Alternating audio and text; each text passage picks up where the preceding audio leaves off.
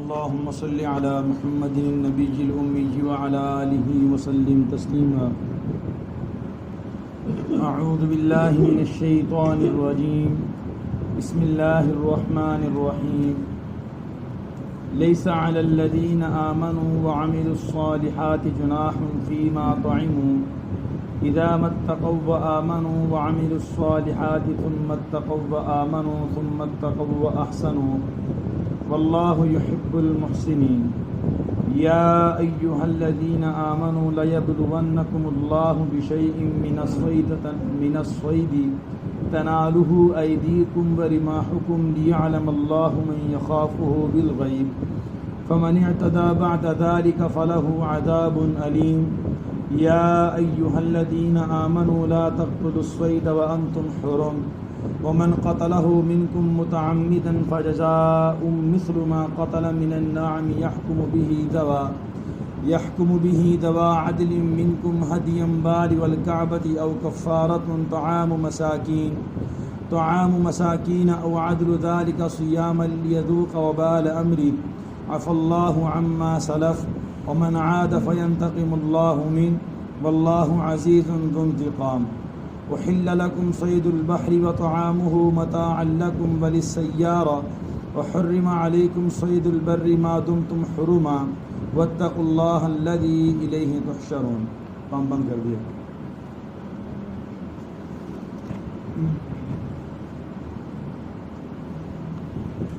یہ ایک ہی مضمون کی آیات ہیں، زیادہ تر ترجمہ ہی ہے، آج تفسیر نہیں ہے. تھوڑی سی ہلکی بلکی شاید تفسیر ہوگی، تو اس لیے میں نے کہا سارا ہی بیان کر دیتی، ترجمہ ہی ہے سارا. جو لوگ ایمان لائے اور نیک اعمال کیے ان پر کوئی گناہ نہیں اس چیز میں جو انہوں نے کھا لی، جبکہ وہ ڈرتے رہے اور ایمان لائے اور نیک اعمال کیے، پھر ڈرتے رہے اور ایمان لائے، پھر ڈرتے رہے اور نیکی کی. اور اللہ تعالیٰ نیکی کرنے والوں سے محبت رکھتے ہیں. اے ایمان والو، اللہ تعالیٰ تم کو ضرور آزمائیں گے شکار میں سے کچھ چیز کے ساتھ جس کو تمہارے ہاتھ پہنچے اور تمہارے نیزے پہنچے، تاکہ اللہ تعالیٰ جان لے کہ کون اللہ تعالیٰ سے بن دیکھے ڈرتا ہے. سو جو شخص اس کے بعد بھی زیادتی کرے گا تو اس کے لیے دردناک عذاب ہے. اے ایمان والو، تم احرام کی حالت میں شکار کو مت قتل کرو، مت مارو، اور جو تم میں سے احرام کی حالت میں شکار کو مار ڈالے تو اس کا بدلہ یہ ہے اسی کی مثل جو اس نے جانور قتل کر دیا، مار دیا. جس بدلے کی تجویز کریں گے دو تم میں سے معتبر آدمی، جو بدلے میں دیا ہوا جانور بطور نیاز یعنی بطور قربت کعبۃ اللہ تک پہنچایا جائے گا، یا کفارہ ہے چند مسکینوں کو کھانا کھلانا، یا اس کے برابر روزے رکھنا، تاکہ وہ شخص اپنے کام کی سزا کا مزہ چکھ لے. اللہ تعالیٰ نے معاف کر دیا اس تمام معاملات کو جو پہلے ہو چکے، اور جو شخص دوبارہ کرے گا تو اللہ تعالیٰ اس سے بدلہ لیں گے، اور اللہ جل شانہ زبردست بدلہ لینے والے ہیں. تمہارے لیے سمندر کا شکار حلال کر دیا گیا اور اس کا کھانا تمہارے فائدے کے واسطے اور مسافروں کے فائدے کے واسطے، اور تم پر حرام کر دیا گیا خشکی کا شکار جب تک تم احرام کی حالت میں ہو. اور اللہ تعالیٰ سے ڈرو جس اللہ کی طرف تم سب کو جمع کیا جائے گا. اصل میں یہ احکامات ہیں، آج کل تو وہ دور نہیں ہے، یہ اس وقت کے دور کی باتیں ہیں. اور آج بھی شاید جو خشکی کے راستے لگتے ہیں کعبۃ اللہ کو، مکہ مکرمہ کو جو خشکی کے راستے لگتے ہیں، اور جو خشکی کے راستے سے حج کرنے کے لیے آتے ہوں تو شاید ان کا بھی واسطہ شکاری جانوروں کے ساتھ، پہاڑی جانوروں کے ساتھ پڑتا ہو. ورنہ عام طور پر تو لوگ یہاں سے جہاز پہ بیٹھتے ہیں، اس لیے جدہ اترتے ہیں یا ریاض اترتے ہیں، تو وہاں سے بسوں کے ذریعے سے شہر سے ہی مکہ پہنچ جاتے ہیں. ورنہ جو آج بھی لوگ دور سے سفر کر کے آتے ہوں گے تو ان کو لازمی بات ہے کہ جنگلی جانوروں کے ساتھ یا پہاڑی جانوروں کے ساتھ جو ہے ان کا واسطہ ضرور پڑتا ہوگا.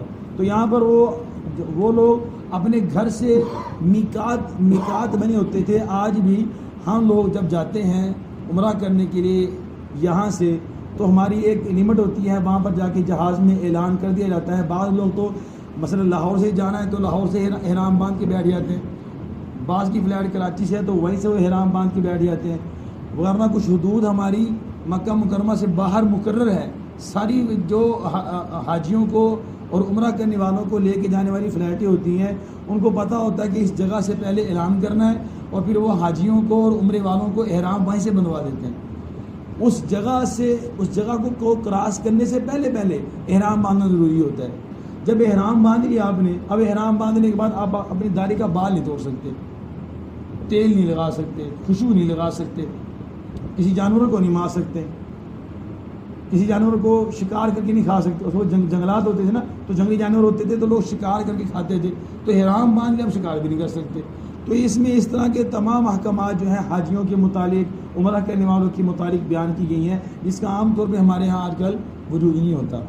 جو قابل تفصیل بات ہے وہ شروع والی ایک آیت ہے اور درمیان میں ایک چھوٹی سی آیت ہے. ان آیات کا شان نزول کیا ہے؟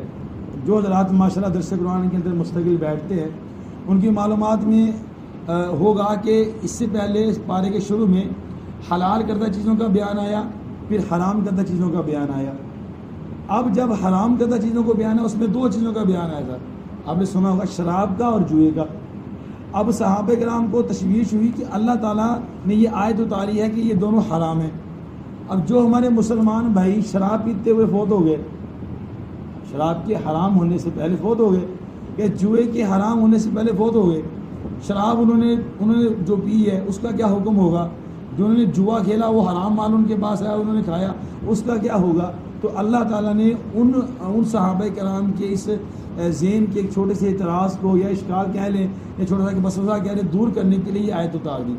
اللہ تعالیٰ فرماتے ہیں جو ایمان لے آئے، پہلے کافر تھے مسلمان ہو گئے اور نیک اعمال کیے، اب ان پر کوئی گناہ نہیں ہے جو انہوں نے کھا لیا. جو پہلے تھا وہ کھایا گیا، ٹھیک ہو گیا، مسلمان ہو گئے تھے. مسلمان ہونے کے بعد حرمت اگرچہ نہیں آئی تھی لیکن وہ مسلمان تھے، ایمان والے تھے، تو جو اس حرمت کے آنے سے پہلے کھا لیا گیا وہ کھا لیا گیا، بس وہ معاف ہے. شرط کیا ہے؟ شرط یہ ہے کہ جب وہ اللہ سے ڈرتے رہیں اور اپنے ایمان پہ رہیں. پھر یہاں پر تقوی اور ایمان، 1 2 3 جگہ پر اللہ تعالیٰ نے فرمایا تقوی پر رہیں، ایمان پہ رہیں، تقوی پر رہیں، ایمان پہ رہیں، تقوی پر رہیں، ایمان پہ رہیں. یہاں پر فرماتے ہیں کہ انسان کے تقوی کے مختلف درجات ہیں. جتنا انسان دینیات، ایمانیات، عبادات کے قریب ہوتا جاتا ہے اتنا تقوی کا لیول اس کے اندر آتا جاتا ہے. جیسے عام سی مثال ہے، جو بندہ کسی ایک ماسٹر کے عہدے کے اندر ہے یا ڈاکٹری کے عہدے کے اندر ہے، جیسے جیسے وہ محنت کرتا رہتا ہے اس کا لیول بڑھتا رہتا ہے، اس کی ترقی ہوتی رہتی ہے، وہ چھوٹے سے بڑے لیول کی طرف رواں دواں رہتا ہے. اسی طریقے سے جو بندہ ایمانیات اور عبادات کے اندر مشغول رہتا ہے تو رفتہ رفتہ اس کے دل میں ایمان بڑھتا رہتا ہے، نور بڑھتا رہتا ہے، اس کا تقوی آہستہ آہستہ اس کی تقوی کا لیول بڑھتا رہتا ہے. تو اللہ تعالیٰ نے اس کی طرف اشارہ کیا. اور پھر آخر کے اندر اللہ تعالیٰ نے وہ احسانوں سے یہاں پر ایک احسان صفت ہے، صفت احسان، مشکوٰۃ شریف کی پہلی حدیث کے اندر اور اس طرح اور دیگر اور کتابوں کے اندر حدیث موجود کہ صفت احسان. مل احسان یا رسول اللہ، احسان کیا چیز ہے؟ صحابہ نے لگنے سے عرض کیا احسان کیا چیز ہے؟ فرمایا انت عبد اللہ کے انک ترا فإن لم تکن ترا فإنہ یراک، کہ تو اللہ کی عبادت اس طرح کرے کہ تو اللہ کو دیکھ رہا ہے. یہ اللہ کے نبی صحابہ کو سکھا رہے ہیں. احسان کے سوال پہ کہ احسان کسے کہتے ہیں؟ فرمایا کہ احسان سے کہتے ہیں کہ تو عبادت کرے اس طرح کہ تو اللہ کو دیکھ رہا ہے. اور اگر تیرے دل میں یہ کیفیت نہیں ہے تو پھر تیرے دل میں یہ کیفیت ہونی چاہیے کہ اللہ تعالیٰ تجھے دیکھ رہا ہے. یہ صفت احسان ہے. تو اللہ تعالیٰ نے آخر میں وہ صفت احسان کا تذکرہ کیا کہ ہم نے پہنچنا صفت احسان تک ہے. یعنی ہماری انتہا کیا ہے؟ ہماری انتہا یہ ہے کہ ہم نے صفت احسان تک پہنچنا ہے، یعنی ہم عبادت کرتے ہوئے اللہ کو اپنے سامنے پائیں، ہم نے اس لیول تک پہنچنا ہے۔ آج ہماری عبادت کا حال کچھ اور ہے، ہم نماز پڑھتے ہیں تو سارے بھولے ہوئے کام نماز میں یاد آتے ہیں۔ میں نے فلاں کے گھر بھی جانا تھا، فلاں کام بھی کرنا تھا، اتنے پیسے فلاں کو دینے تھے، اتنے پیسے فلاں سے لینے تھے، اس کو یہ کام کرنا تھا، اس کو یہ کام کرنا تھا، میں نے بازار میں جا کے یہ کام کرنا تھا، یہ ٹائم مشکل ہے، یہ ٹائم مشکل ہے۔ ہمیں سارے کام نماز میں یاد آتے ہیں۔ کیوں بولا؟ اس لیے کہ ہم پہ ہماری طبیعت پہ شیطان کا غلبہ ہے۔ جیسے جیسے ہم اپنی نماز پہ محنت کرتے جائیں گے، اپنے ایمان پہ محنت کرتے جائیں گے، تو پھر وہ کیفیت حاصل ہوگی جو کیفیت اللہ کے نبی صلی اللہ علیہ وسلم کو حاصل تھی۔ پھر ہمیں ایمان کی وہ کیفیت حاصل ہوگی جو حضرت علی رضی اللہ عنہ کو حاصل تھی، کہ میدان جہاد میں ان کی پنڈلی میں تیر لگ گیا تو لوگوں نے کہا جب یہ نماز پڑھنے میں اچھا پورا زور لگا دیا، تیر نہیں نکل رہا، انتہائی تکلیف ہے پاؤں کے اندر۔ وہ یہ دور تھوڑی تھا کہ پاؤں کو جو ہے وہ بالکل ہی سن کر دیا جائے اور پھر اندر سے کھینچ لیں یا بالکل ہی کاٹ دے تو اس کو پتہ ہی نہ چلے، وہ تو سیدھا سادہ کھینچتے تھے۔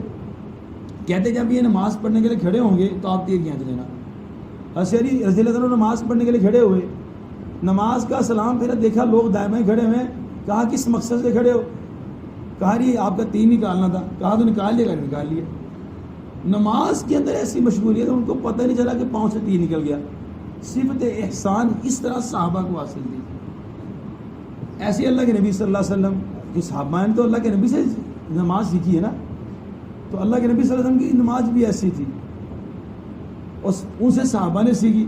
نماز پڑھتے تھے اس طرح سے سجدہ اور رکوع کرتے تھے کہ اگر آپ ان کے رکوع کے دوران ان کے اوپر ایک پیالہ پانی کا بھر کے رکھ دیں تو پیالہ ہلے گا بھی نہیں۔ اس طرح کی صفت احسان ان کو حاصل تھی۔ تو اللہ تعالیٰ فرماتے کہ تم نے ایمان تقویٰ ایمان تقویٰ ایمان تقویٰ، اتنا ایمان تقویٰ کے اندر آنا ہے، اتنا ایمان تقویٰ کے اندر آنا ہے کہ لیول کو بڑھاتے بڑھاتے صفت احسان پہ پہنچ جانا ہے کہ تمہارے دل میں یہ ہو کہ ہم اللہ کے سامنے، اللہ ہمیں دیکھ رہے ہیں، ہم نماز پڑھ رہے ہیں۔ اور اگر یہ نہیں ہے تو کم از کم یہ حاصل ہو جائے کہ میں نماز پڑھ رہا ہوں، اللہ مجھے دیکھ رہا ہے۔ تو اگر ہمارے اللہ تعالیٰ احسان کرنے والوں کو پسند کرتے۔ اب دو چیزوں کا حکم آیا کہ جو بندہ یہی پہلے گناہ گار ہے، نمازیں چھوڑتا رہا، سود کھاتا رہا، سارے گناہ کرتا رہا، اب توبہ کر لی، آیا کہ اب اس کا گناہ معاف ہوگا یا نہیں ہوگا؟ ایک سوال یہ۔ دوسرا سوال یہ کہ پہلے بندہ کافر تھا، غیر مسلم تھا، اس نے گناہ تو کیا، اس نے تو لوگوں کو قتل بھی کر ڈالا، اس حد تک ظلم کیے، لیکن وہ مسلمان ہو جاتا ہے۔ اب آیا کہ مسلمان ہونے کے بعد اس کے لیے کیا حکم ہوگا؟ تو یہاں پر اللہ تعالیٰ فرماتے ہیں عفا اللہ عما سلف، جو پہلے ہو چکا اللہ تعالیٰ نے اس کو معاف کر دیا۔ اسلام کا قانون یہ ہے، ایک بندہ 100 قتل کرنے کے بعد بھی ہے مسلمان، آگے توبہ کر لیتا ہے، اللہ تعالیٰ اس کے سارے گناہوں کو معاف فرما دیتے ہیں۔ اور اگر ایک کافر ہے، پہلے کتنے بھی ظلم کرتا رہا، کتنے بھی بتوں کو سجدے کرتا رہا، کس کو کتنا بھی شرک کیا اللہ کی ذات کے ساتھ، لیکن کہتا ہے لا الہ الا اللہ محمد رسول اللہ، پڑھ کے مسلمان ہو گیا، اب اللہ جل شانہ اس کے سارے گناہوں کو معاف فرما دیتے ہیں، سارے گناہوں کو، حتیٰ کہ اس حد تک کہ اسلام لانے کے بعد اس اسلام لانے والے بندے کو تانا دینے کی بھی اجازت نہیں ہے، اس کو دور یاد کرانے کی بھی ضرورت نہیں ہے کہ تو فلاں دور میں یہ کرتا تھا، اب تو آگے ہمیں درس دیتا ہے، یہ کہنے کی بھی اس کو ضرورت نہیں ہے۔ حضرت اکرمہ رضی اللہ تعالیٰ عنہ، ابو جہل ملعون، وہ تو ملعون ہو کے مر گیا، اس کا بیٹا تھا حضرت اکرمہ، مسلمان ہو گئے تھے۔ اللہ کے نبی نے ان کے مسلمان ہونے کے بعد فوراً کہہ دیا کہ اکرمہ کو اس کے باپ کے نام سے کوئی بندہ تانا نہ دے، مسلمان ہو چکے ہیں، مسلمان ہو گئے ہمارے بھائی۔ اسی طریقے سے اگر بندے نے گناہ گار ہیں، مسلمان ہیں، گناہ کیے ہوئے ہیں، توبہ کر کے اللہ سارے گناہ معاف فرما دیتے ہیں۔ رہی بات حقوق اللہ کی اور حقوق العباد کی، حقوق اللہ میں جو فرائض ہیں ان کی قضا کرنی پڑے گی آپ کو۔ اگر نماز چھوڑی ہے تو نماز کی قضا کرنی پڑے گی۔ مثال کے طور پہ ایک بندہ 10 سال تک اس نے نماز نہیں پڑھی ہے، اسے پتہ 10 سال تک میں نے نماز نہیں پڑھی ہے، 10 سال کے بعد اللہ تعالیٰ نے اس کو شعور دیا، اس کے دل میں آ کہ نہیں یار مجھے نماز پڑھنی چاہیے تھی، میں نے قضا کی ہے۔ اب 10 سال کے بعد وہ کیا کرے گا؟ توبہ کرے گا، اللہ تعالیٰ اس کے 10 سال کے نماز چھوڑنے کے گناہ کو معاف کر دیں گے، لیکن اس کے لیے 10 سال کی نماز کی قضا ضروری ہو جائے گی، وہ دینی پڑے گی، کیوں؟ وہ فرائض میں شامل ہے۔ اور رہی بات حقوق العباد کی، کسی سے ظلم کیا تھا، کسی کی چوری کی تھی، کسی کے اوپر ڈاکہ ڈالا تھا، اب توبہ کرے گا تو اس کا گناہ معاف ہو گیا، لیکن اگر اس کے پاس اتنی اماؤنٹ ہے کہ جس کے پیسے مارے تھے اس کو پیسے دے سکتا ہے تو پیسے لے اور اس بندے کو جا کے حوالے کرے. اگر وہ بندہ مر گیا ہے تو اس کے وارثوں کے پاس جائے. اگر وہ پیسے لے لے تو اگر پیسے ہیں تو پیسے دے دے، اگر پیسے نہیں ہیں تو جا کے ان سے معافی مانگے، اپنا گناہ بخشوائے گا تو اللہ تعالیٰ معاف کریں گے. یعنی حقوق کے اعتبار سے، گناہ کے اعتبار سے سارا گناہ معاف ہو جائے گا. تو اللہ سے دعا ہے کہ اللہ جل شانہ ہم سب کو بھی ایمان، تقوی، احسان پہ چلنے کی توفیق عطا فرمائے. اور گناہ انسان سے صبح و شام ہوتے ہیں. ہم انسان ہیں، فرشتے نہیں ہیں، نہ نبی ہیں نہ فرشتے ہیں، ہم سے گناہ ہونے ہیں. تو ہم رات کو سونے سے پہلے اگر ہو سکے تو 2 رکعت صلاۃ التوبہ کے پڑھ کے سو جایا کریں. اگر یہ بھی نہ ہو سکے تو کم از کم سوتے وقت میں آسمان کی طرف ہاتھ اٹھا کے اپنے دل کے اندر ہی، چاہے اپنے اوپر کھیس لے کے، چادر لے کے اندر ہاتھ کر کے کہ اللہ تو دیکھ رہا ہے، کم از کم یہ کہہ دیا کرے کہ یا اللہ آج دن میں مجھ سے بڑے گناہ ہوئے، یا اللہ میں نہ چاہتے ہوئے کر گیا، یا اللہ مجھے معاف فرما دے. اللہ کی قسم اللہ کو یہ بات بھی بڑی پسند ہے. ایک چلے واقعہ یاد آ گیا، بڑے دنوں بعد حدیث میں پڑھا تھا، یاد آ گیا. ریاض الصالحین کے اندر حدیث موجود ہے، شاید بخاری شریف کے اندر بھی حدیث موجود ہے، اور بھی کتابوں کے اندر ہے. ایک بندہ اس نے 99 قتل کیے تھے، ڈرا ہوا تھا وہ کہ اب میرا کیا بنے گا. ایک بندے کے پاس گیا، کہتا ہے کہ میں نے توبہ کرنا چاہتا ہوں تو کیا کروں، میں نے یہ اتنے 99 قتل کیے ہیں. تو اس بندے نے کہا کہ تیری تو توبہ قبول ہی نہیں ہے. بھائی جس کے بعد مسئلہ لے کے جائے وہ بندہ بھی تربیت یافتہ ہونا چاہیے. کسی جاہل سے مسئلہ پوچھے کہ وہ ایسے فتوے دے گا، اور کسی عالم کے پاس جاتا ہو کہتا تیری توبہ قبول ہے، وہ کیا کسی جاہل کے پاس وہ کہتا تو نے تیرے بندے مارے، تیری توبہ کہاں قبول ہے. اس نے اس کو بھی قتل کر دیا. 100 بندے ہو گئے، 100 بندوں کا قاتل ہو گیا. اب وہ کسی نے کہا کہ ایک اللہ والا فلاں بستی کے اندر بیٹھتا، اس بستی میں چلے جاؤ. وہ اللہ والے کے پاس کیا کہتا ہے کہ عالم ہوں گے اس وقت کے، ان کے پاس کیا کہتا ہے کہ میری 100 بندے قتل کیے ہیں، بتائیں میرے لیے کیا حکم ہے. کہا تیری توبہ قبول ہو جائے گی. کیا توبہ قبول کرنے کے لیے مجھے کیا کہنا پڑے گا؟ کہا پاس ہی نیک لوگوں کی بستی ہے، تم نیک لوگوں کی بستی میں چلے جاؤ. کبھی کسی گناہ کو چھوڑنا ہے نا تو آپ ان لوگوں کے ساتھ بیٹھے اٹھے جو وہ گناہ چھوڑے ہوئے ہیں، جو گناہ کرتے نہیں ہیں، آپ ان کے ساتھ بیٹھے، آپ گناہ سے توبہ کر جائیں گے. جب آپ کی محفل ہی بول ہو گئے جو گانے بجانے والے ہیں تو آپ گناہ سے توبہ کیسے کریں گے؟ انہوں نے کہا آپ فلاں بستی میں چلے جاؤ، وہاں پر جو ہے بہت نیک لوگ رہتے ہیں، تو انشاءاللہ تمہاری توبہ وہاں پر ہو جائے گی. اب وہ بندہ توبہ کی نیت سے بھی توبہ کی نہیں ہے، توبہ کی نیت سے وہاں سے چلا، رستے میں موت آ گئی. رستے میں موت آ گئی. یہ کیا ہوا؟ جنت کے فرشتے بھی آ گئے، جہنم کے فرشتے بھی آ گئے. جنت والے کہتے ہیں کہ ہم اس کو لے کے جائیں گے، جہنم والے کہتے ہیں ہم لے کے جائیں گے. جھگڑا ہو گیا.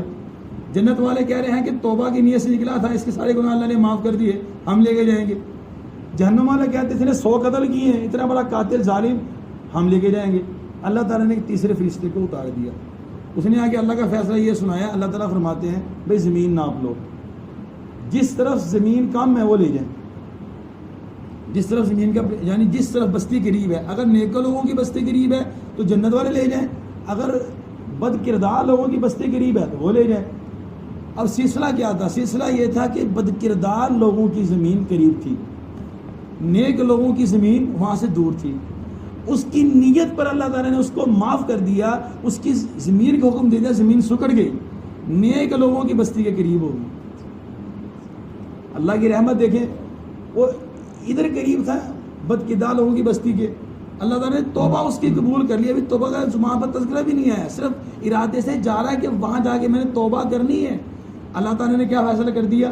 زمین کو حکم دیا کہ تو جنت سکڑ جا، اور جو نیک لوگوں کی بستی ہے اس کے قریب ہو جا، اور جو بد کردار لوگوں کی زمینوں سے دور ہو جا. ناپا گیا تو نیک لوگوں کی بستی کے قریب جنت والے لے جنت میں چلا گیا. تو توبہ ہمارے دل میں اگر ارادہ ہے انشاءاللہ اللہ ہمیں بڑی توفیق بھی دے دیں گے، لیکن کم از کم ہمارے دل میں اس کا ارادہ ہونا چاہیے. تو اللہ سے دعائیں کہ اللہ جل شانہ ہم سب کو توبہ، استغفار، ایمان، تقوی، احسان پہ چلنے کی توفیق عطا فرمائے. بسم اللہ الرحمن الرحیم. اللہم انت السلام ومنک السلام، تبارک ربنا وتعالیت یا ذا الجلال والاکرام. اللہم اہدنا واہد بنا واجعلنا سببا لمن اہتدی. صلی اللہ علی النبی الکریم وعلی آلہ واصحابہ اجمعین.